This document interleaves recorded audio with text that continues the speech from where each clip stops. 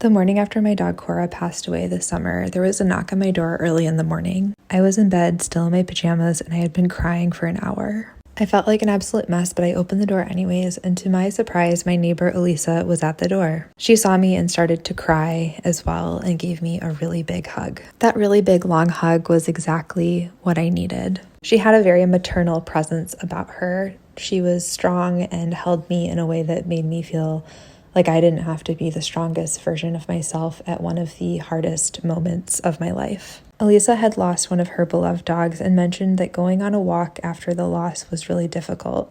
So she offered to show up later that day with her dogs Ajax and Yuko and go walking with me and Ollie. She picked me up and we walked to the UC Berkeley campus, which was a new walking route for me. As we were walking, I was realizing I was getting a type of support in the grieving process that I had never experienced before. I cried, we talked, we didn't talk. It was a very healing walk. And we've continued to walk together almost every day since that first walk together. Our walks will turn into dinner or tea, or in this instance, baking Ina Garten's chocolate cupcakes. We talk about everything and anything, and I can get feedback on what I'm thinking, my thoughts, feelings, hopes, dreams, and have a sounding board that I trust. When we moved to Berkeley, California, we were hoping to find community, but I never expected to find community like this that filled a void in my life that I've always wanted to be filled.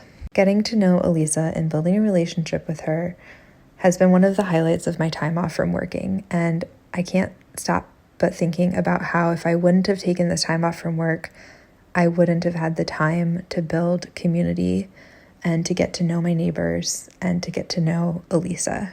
So although I'm not working in corporate, I am building a strong foundation for my future, and that is just as important.